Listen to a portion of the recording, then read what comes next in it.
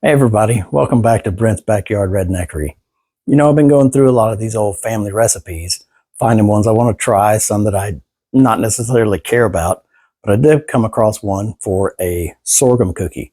Now, last year I grew sorghum and ended up getting about a gallon out of it. So I'm going to use my own homegrown sorghum to make these cookies. So, if you want to check this out, get ready, I'll tell you what you need to do. Let's get going. Here's all the stuff that's going to go into our sorghum crinkle cookies. That jar in the middle is the sorghum that I grew and processed myself. Everything else, as you can see, is the normal type of cookie ingredients. So let's go ahead and get everything started, get it all combined, and make us some tasty cookies. All right, first thing we're going to do is put in all of our dry ingredients.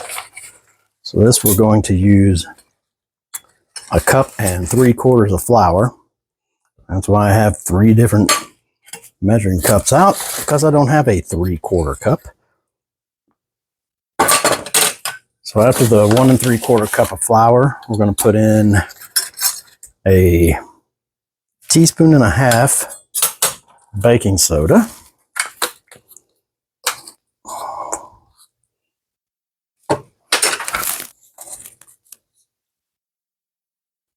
We're going to have a 1/2 teaspoon of salt.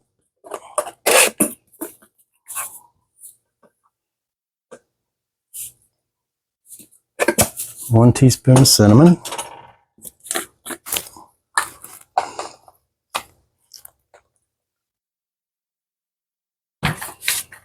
Going to have a teaspoon of ginger.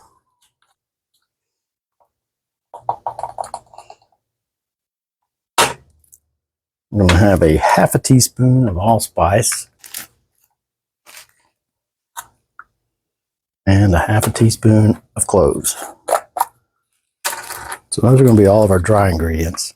Once you got them all in there, just going to take a whisk and just mix it all together until everything's blended.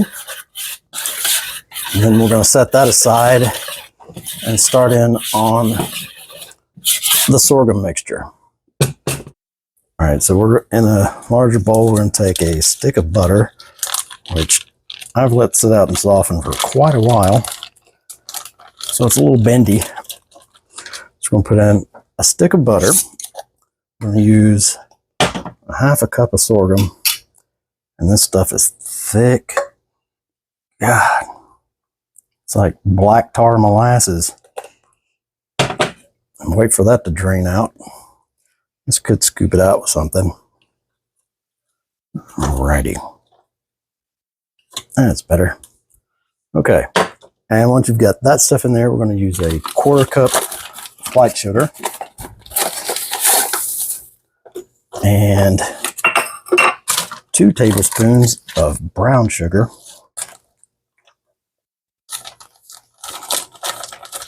And we're going to beat this until it's smooth.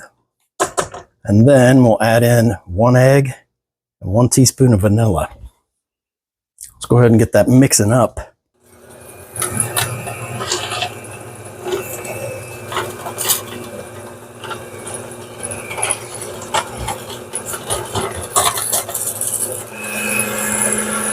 All right, that's about got wrapped up there for that.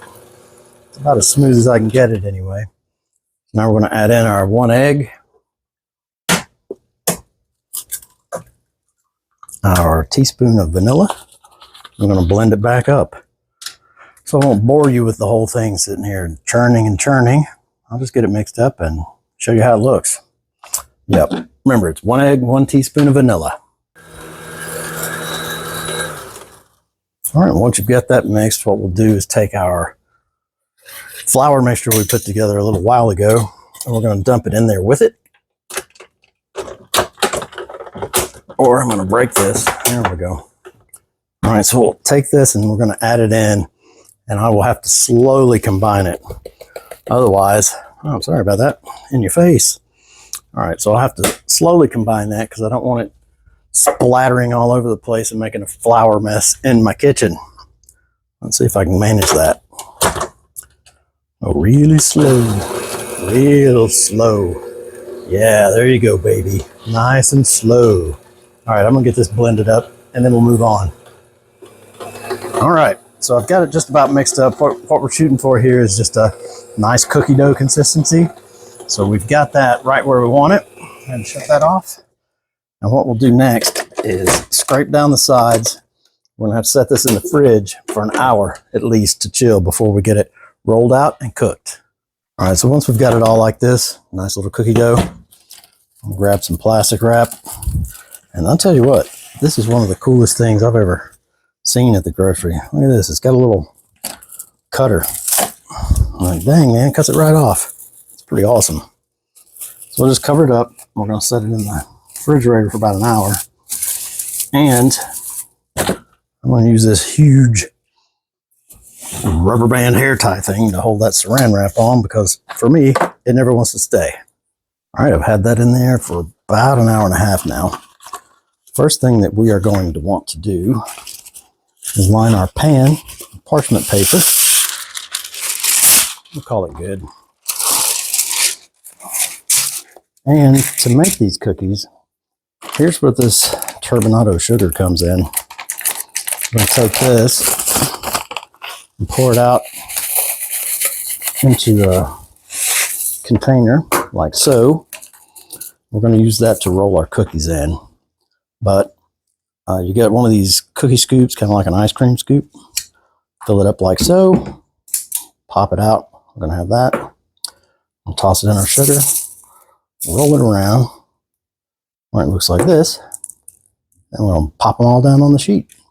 So I don't know how many cookies we're going to come up with, but I'm going to go ahead and see what I can do here and make a whole bunch of sorghum cookies. So I'm going to get all this knocked out and I'll show you how we're looking. All right, so we ended up with 24 cookies. Now we're going to pop them in the oven at 375. Let them go for 7 minutes and check them because I don't want to bake these too long and make them crispy. So I've got this much left over, probably enough to do some more cookies, but it's getting really sticky. So I'm going to put it in the fridge and I'll probably freeze it. All right, timer just went off. Those are looking beautiful. Let's get them out of there. Oh yeah, these are absolutely beautiful. Can't wait to taste them because they do have a nice spice to them whenever you eat them with all the various stuff and the sorghum in there. And the sugar on top of that with the crinkles and everything, that sugar is going to slightly offset some of that bitterness of sorghum. And these turned out actually excellent. All right, wraps up another episode of Brent's Backyard Redneckery. You know, these cookies turned out better than I remembered them. They got a little bit of spice in them, so that's awesome. They got a molasses type taste because sorghum is very similar to molasses. It's a little bit more on the bitter side, I think, but the sugar that you roll it around in helps to balance that out. So if you guys want to try this, you can pick up sorghum at usually an Amish store. You can buy it there. But if you guys enjoyed this video and learned something, make sure to give me a thumbs up. Come back next time. I'll tell you what you need to do. Y'all have a good one.